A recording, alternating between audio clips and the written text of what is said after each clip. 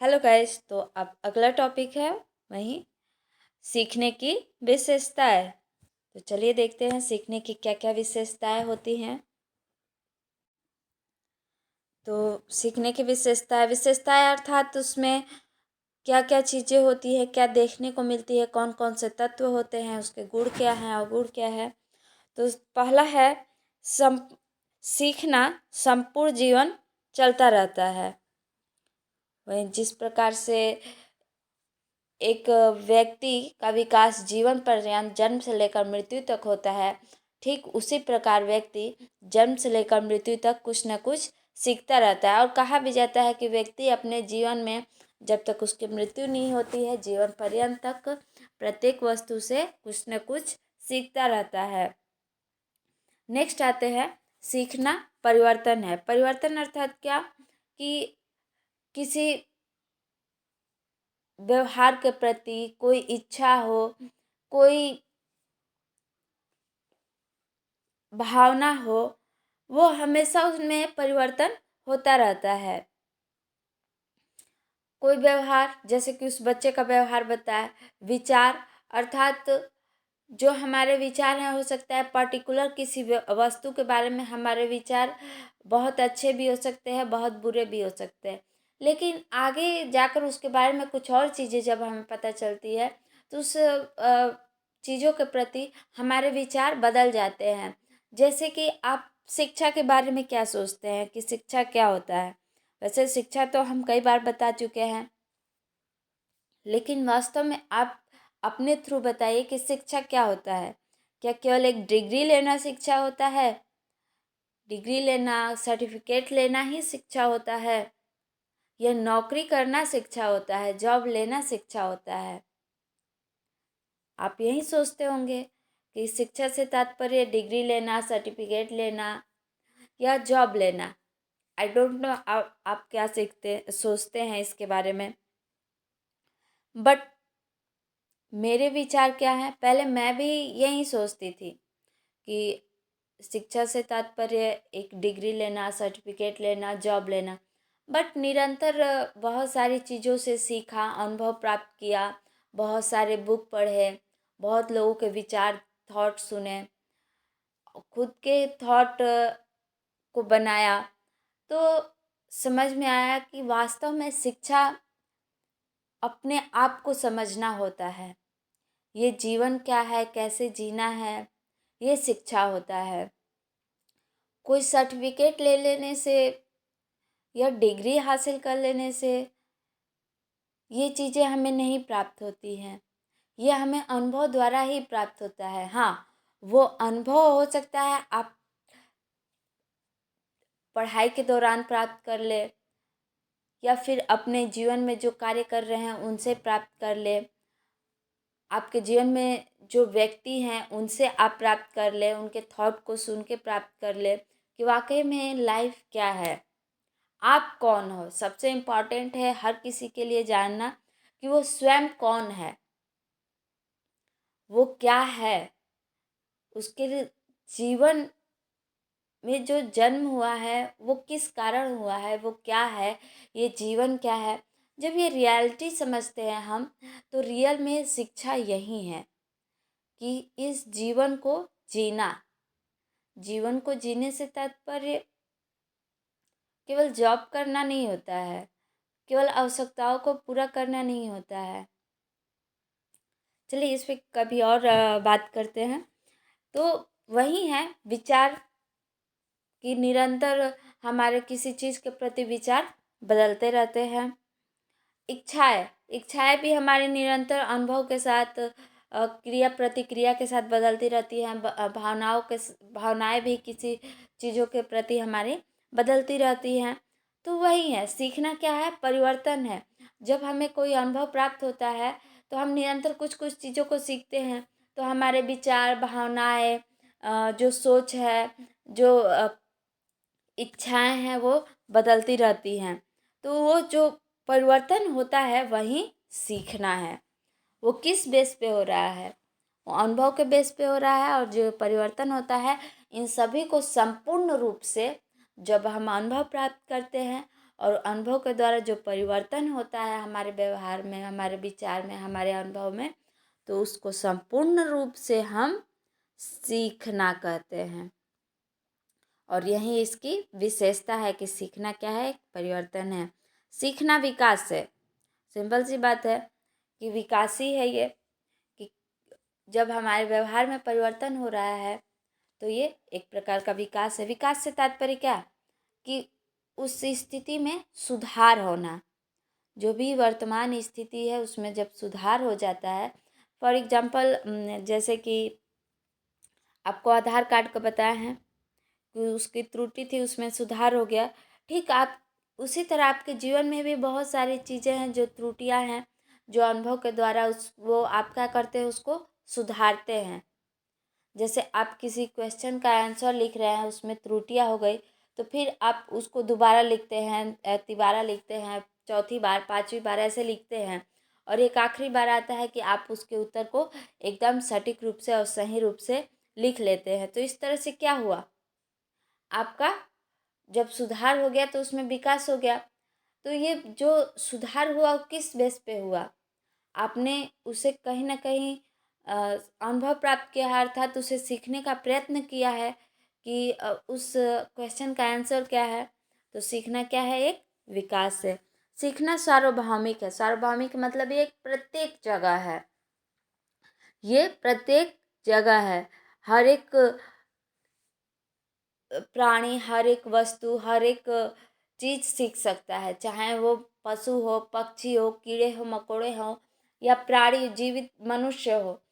हर एक व्यक्ति कुछ न कुछ सीखता रहता है। एक पशु भी सीखता है, कीड़े मकोड़े भी उनके जो कार्य होते होंगे वो अपने सीखते रहते होंगे। तो ये सार्वभौमिक है, ऐसा नहीं है कि केवल मनुष्य ही सीखता है। हर एक जो जीव जंतु हैं इस पृथ्वी पर, जितने भी जीव जंतु हैं, सभी कुछ न कुछ सीखते रहते हैं। सीखना अनुकूलन है। अनुकूलन मतलब खुद को समायोजित करना है। सीख कर ही कोई भी व्यक्ति नई परिस्थितियों से अपने आप को समायोजित, अनुकूलित या घुल मिल जाता है। सीखना नया कार्य करना है। सिंपल सी बात है, सीखना नया कार्य करना ही हुआ। जैसे कि कोई भी कार्य है, आप जब अनुभव के द्वारा प्राप्त कर लेते हैं, जैसे कि आप टीचर की ट्रेनिंग ले रहे हैं, आपके लिए ये नया चीज़ है, आप इस नए कार्य को कर रहे हैं, तो ये क्या है, अभी आप सीख ही रहे हैं। अभी मेरे थ्रू आप चीज़ों को जान रहे हैं, अर्थात सीखने का प्रयत्न कर रहे हैं। तो जो चीज़ें आप पढ़ रहे हैं, आपके लिए बहुत सारे टॉपिक आपके लिए पुरानी होंगी, लेकिन इसमें बहुत सारी जो टॉपिक होंगी वो नई भी होंगी। तो वो सीखना, सीखना अर्थात वही चीज़ें नया कार्य करना। सीखना अनुभव का संगठन है। सिंपल सी बात है कि आप केवल एक अनुभव प्राप्त नहीं करते हैं, बहुत सारे अनुभव प्राप्त करते हैं, अर्थात वो बहुत सारे होंगे। तो इसलिए सीखना एक अनुभव का संगठन है। नेक्स्ट आते हैं उद्देश्यपूर्ण। सीखना क्या है, उद्देश्यपूर्ण है।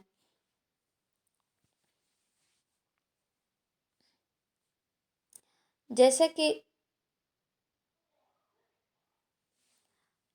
जब आपका अभी उद्देश्य क्या है, टीचर बनना, टीचिंग करना बच्चों को, तो आप इस एक और एग्जांपल लेते हैं कि आप तो टीचर बनना चाहते हैं, लेकिन इसके बहुत सारे स्टेप हैं, कि जैसे कि आपको एग्ज़ाम्स देने हैं। तो आप इस टीचर को बनने के लिए, टीचर बनने के लिए आपका उद्देश्य क्या है, टीचर बनना। आपका उद्देश्य क्या है, टीचर बनना। तो आपको जब टीचर बनना है तो आप इसी बेस पे आप मेरे इस वीडियोज़ को देख रहे हैं। अगर आपका उद्देश्य, चूँकि आपके सिलेबस में सीखना एक टॉपिक है, अगर सीखना टॉपिक नहीं होता, अगर हम कोई भी टॉपिक है, मान लीजिए सीखना आपका टॉपिक नहीं होता, आपको कितनी भी अच्छी तरह से हम इसको बताएं, कितनी भी इंटरेस्टिंग तरीके से बताएं, फिर भी आप इसमें कोई इंटरेस्ट नहीं लेंगे। क्यों? क्योंकि आपके सिलेबस में ये चीज़, ये टॉपिक नहीं है। तो आपका कोई भी रुचि ही नहीं होगा।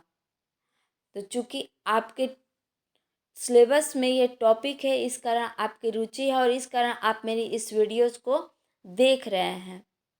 तो ये क्या है? ये उद्देश्य पूर्ण हुआ। टीचिंग क्या है? आपको टीचर बनना है, तो टीचर बनना आपका एक उद्देश्य हुआ और उस उद्देश्य को प्राप्त करने के लिए बहुत सारे स्टेप्स होंगे और उस स्टेप में आपको ये सिलेबस में ये टॉपिक पढ़ना है। तो इसलिए आपकी रुचि ना होते हुए भी आपको इस टॉपिक को जानना ज़रूरी है। तो इसी कारण कहा जाता है कि सीखना क्या है? उद्देश्यपूर्ण है या उद्देश्यपूर्ण होता है। अगर वो उद्देश्यपूर्ण नहीं है तो आप कोई भी वस्तु है, जब तक वो उद्देश्यपूर्ण नहीं होगा आप उस कार्य को नहीं सीख सकते हैं, या आपकी रुचि ही नहीं होगी उस कार्य को सीखने के लिए, आप अपना मन ही नहीं बनाएंगे।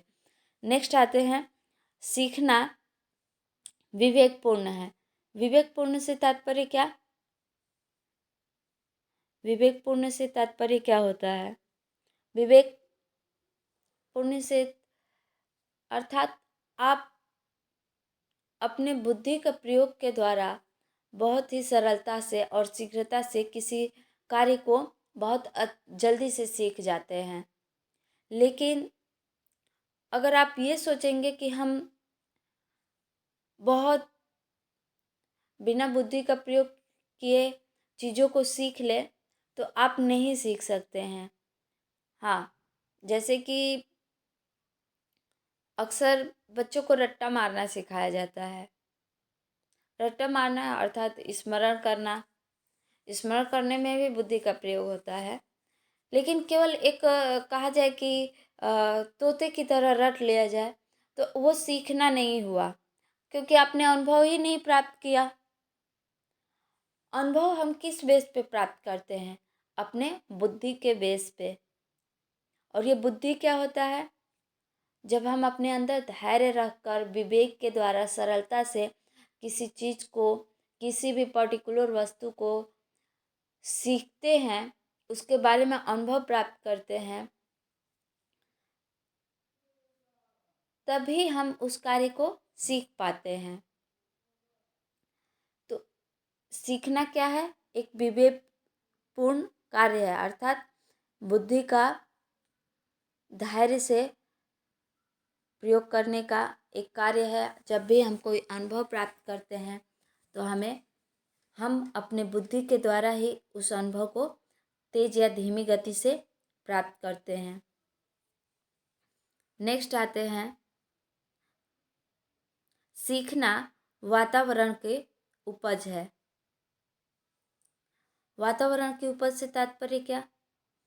अर्थात जिस भी आप वातावरण में हैं, जैसे कि अभी आप मेरे वातावरण में हैं, हम जैसा आपको हो सकता है कि आप और भी वीडियोज कहीं से देख रहे हों, तो वहाँ से भी आपको नए अनुभव प्राप्त हो रहे हों कि उसको कोई टॉपिक को कैसे समझना है। उनके बताने का तरीका अलग होगा, मेरे बताने का तरीका अलग होगा। तो आप जिस भी वातावरण में रह रहे हैं, आप उस वहाँ से कोई ना कोई अनुभव प्राप्त करेंगे और जो अनुभव प्राप्त करेंगे वही सीखना होता है। सिंपल सा यही कहते भी आ रहे हैं। तो आप जिस वातावरण में रहकर अनुभव प्राप्त करते हो, तो वो कोई ना कोई वातावरण है। तो उस वातावरण से जो अनुभव प्राप्त हुआ, इसी को कहा जाता है कि वातावरण का उपज है। सीखना क्या है? वातावरण का उपज है। नेक्स्ट आते हैं, सीखना व्यक्तिगत और सामाजिक दोनों है। व्यक्तिगत अर्थात आप खुद कार्य करके कोई ना कोई स्वयं से चीज़ों को अनुभव प्राप्त करते हो और सीखते हो। और समाज में भी जो कार्य चल रही होती है, हम समाज के थ्रू भी सीखते हैं। क्योंकि व्यक्तिगत से ज़्यादा सामाजिक चीज़ों से हम सीखते हैं, ये प्रबल ज़्यादा होता है। जो सामाजिक अनुभव होता है वो ज़्यादा होता है। हम अपने सामाजिक वातावरण के अनुभव जो है अभाव में नहीं सीख सकते हैं। ये परिवार, ये समुदाय, ये सभी, इन सभी के बीच रहकर ही हम अनेक प्रकार के अनुभव प्राप्त करते हैं। और खुद व्यक्तिगत रूप से भी अनुभव प्राप्त करते हैं। तो इसी को लिखा गया है इसमें कि सीखना व्यक्तिगत और सामाजिक दोनों है, अर्थात हम व्यक्तिगत रूप से भी सीखते हैं, अर्थात स्वयं की गलतियों, सही गलत चीज़ों के अनुभव से भी सीखते हैं, और समाज में भी रहकर सीखते हैं, क्योंकि ये प्रबल ज़्यादा होता है, क्योंकि इसके अभाव में हम कभी भी सीख नहीं सकते हैं। चाहे कोई भी चीज़ हो, जितने भी प्राणी हो, पशु हो, पक्षी हो, उनका अपना समाज होता है, वो अपने समाज में रहकर अनुभव प्राप्त करते हैं और सीखते हैं। तो इसीलिए समाज जो है, सीखना जो है व्यक्तिगत और सामाजिक दोनों है। अगला टॉपिक है प्रभावित करने वाले कारक, जो कि अगले वीडियोज़ में जानेंगे।